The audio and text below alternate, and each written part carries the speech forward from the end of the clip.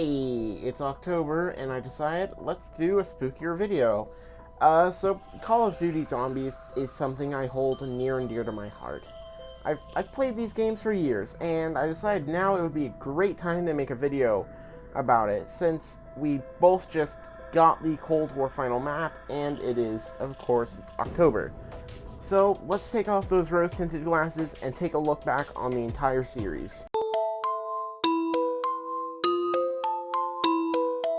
I am not discussing the story of the games, but the story of how the mode came to be and what it is today. The story starts in 2008 with a little game called Call of Duty World at War. This game not only kicked off the Black Ops series with the 6th installment coming out late last year, this game also had a bonus for completing the campaign. Once you beat the campaign, this happens.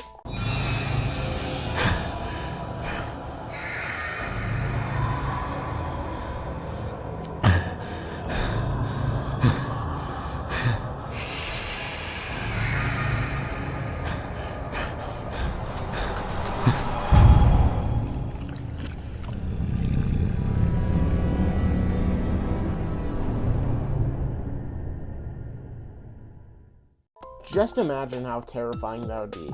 You just beat the World at War campaign, you're excited, you finish the credits, and that plays?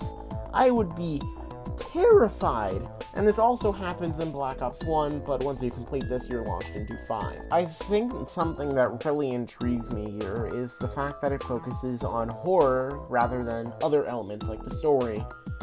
And I actually really like this approach. It allowed it to stand on its own. Sadly, the horror aspect fades until it is almost diminished by Black Ops 1. Generally considered one of the best Call of Duty games, and Zombies follows suit this time.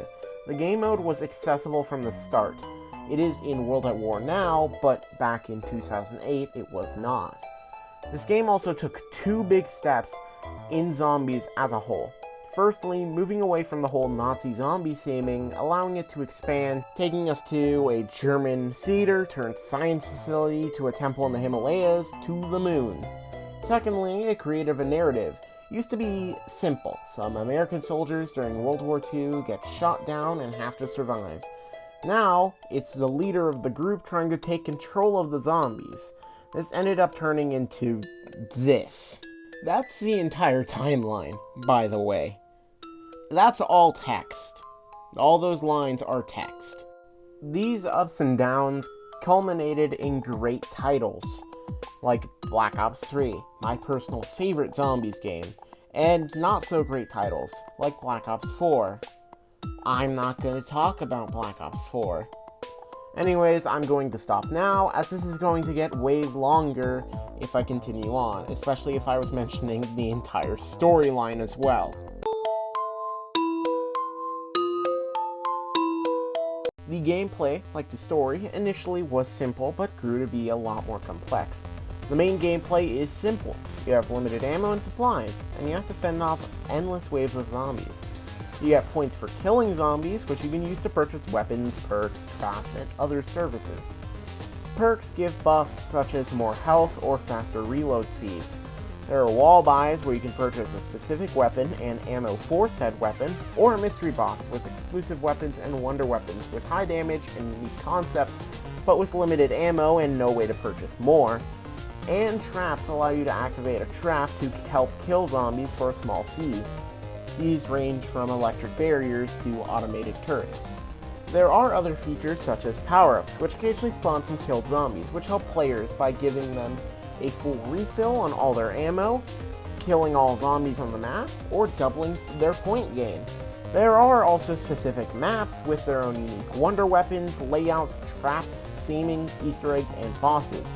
Speaking of which, bosses are a special enemy which takes some time to take out, ranging from Squid Boys, to Mech Boys, to George Romero. Just George Romero. It makes a lot more sense in context. Also, rest in peace. But on the topic of Easter eggs,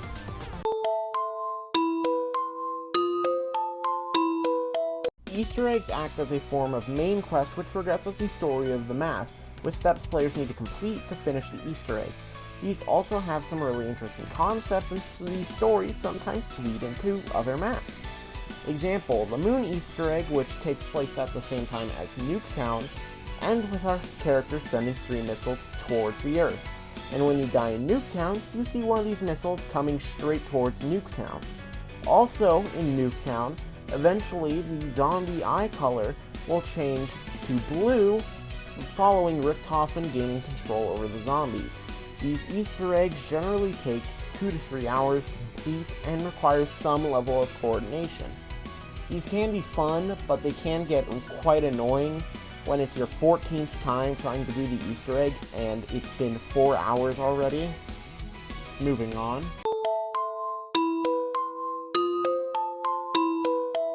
So I used to originally play these at my friends' houses when I was younger. I had a blast eventually wanting to play these at my own house. I eventually started playing BO3, and to this day, I have over 1,000 hours on this game. And I can tell you, that isn't campaign hours, that isn't multiplayer hours, that's zombie hours. This game is something I still love to come back and play it. It turned 6 years old this November, and I still love to replay this. And that is truly the main appeal of zombies for me.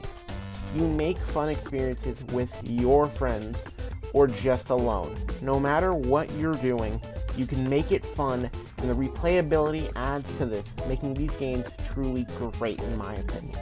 From small things to maybe going a different way to power, or changing up where you sit for a bit, to changing your entire high round strategy, or trying a challenge like 1 box or no perks.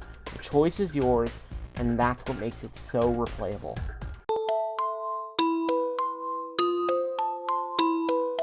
Call of Duty Zombies has been one of my favorite game franchises throughout the years, and it's going to remain that way for the foreseeable future. Call of Duty for me isn't about the campaign or the multiplayer, it's about zombies. Friends or no friends, it's a great experience. I just love playing the games, no matter what I'm doing. Now let's rank those games.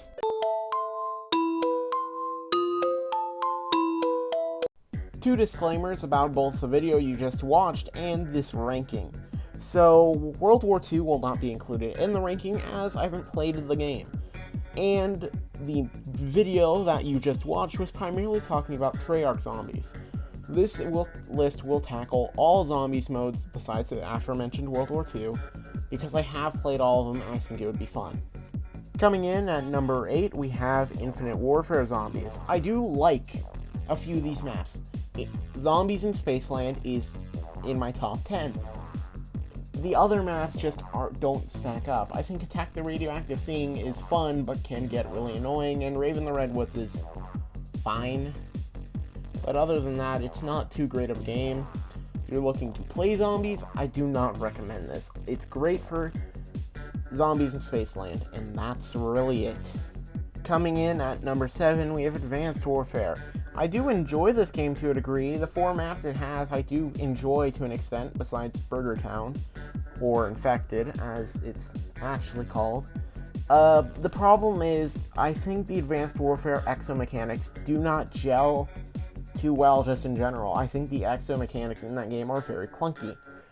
And I like that they elected to keep them out of Infinite Warfare and Black Ops 3, which both did have the exomechanics, as those would have been way too airy. But I do enjoy this game to an extent, it's just not very good. So here we have Black Ops 4 taking the 6th spot. And my main problems is there's 2 good maps, and that's mainly because they were designed for this game's mechanics. This game definitely felt like it changed for the sake of change. Previous zombie games, all the perks were on the map, so what you could do always is, maybe you didn't want to play with X perk and you want to try something else, well, you just down yourself and then go buy that perk instead of the other one. Whereas in this game, you're locked unless you use the secret sauce perk in all of your perk machines, but then you're going to be wasting tons of points just trying to get the ones you want, and if you want to swap, you're going to be wasting more points trying to get the new one. And pack-a-punching 5 separate times, totaling to 15,000 points to fully pack-a-punch one gun is just insane, and I just don't like this game too much. That's just me. Taking the number 5 spot, we have Black Ops 2. Pretty controversial take, and it kind of ends up in the middle, mainly just because it's very 50-50. Half of the maps in this game are amazing, and they're some of the most loved by the community. Mob of the Dead is an amazing map that takes place in Alcatraz and makes that scene just work so well. Origins, whilst not my favorite map, a lot of people put as number 1 or number 2, and I can see why. It's a mechanically sound map. And Buried is just dumb fun. It's just dumb fun. It's in my top 10 as well. But then you have maps like Transit and Die Rise and Nuketown, which just have so many problems that make them almost unplayable at times. Another slightly controversial take is World at War coming in at number 4. I do really like this game. It has a lot of good maps, and the main problem is just the clunky mechanics. That can also be accounted for as this game was made in 2008, and it was the first Zombies game. They hadn't fleshed out the mechanics as they do now, and most of the maps are great. I love Der Reese. You're seeing gameplay of the remastered version right now on Black Ops 3. Black Ops 3 remastered all these maps, and I think they're really fun there. And I think they're really fun here too, besides Verrückt, and that's the main outlier. And that's why it comes above Black Ops 2, because it has more solid maps rather than more negative maps. Coming in at number 3, we have Call of Duty Cold War. What a surprise. So, some of these maps are really good. I really like Die Machine. It's one of my favorites now, actually. But Firebase C is Gorar Krovi, but if it was extremely bad. Outbreak is the main saving grace of this game. I actually have quite a bit of fun playing it. It is a bit annoying at times, but it is still quite fun. I do like Mauer der Toten being a fun map taking place at the Berlin Wall, which is a pretty fun concept, and something a bit novel, which we don't see too much. And we also have New Map, which I'm not going to really touch on here as I've played one match of it, and a lot of my complaints could be attributed to me not knowing the map too well. Moving on. Finally coming in with a non-controversial take, we have Black Ops at the 2nd spot. I just love this game. It's so fun to play, or to revisit, even though most of the maps got remastered in BO3. I just love coming back to this game. Its mechanics are just refined versions of the World at War maps, and that's why you basically shouldn't play World at War, because the maps have all been remastered here, given some extra stuff.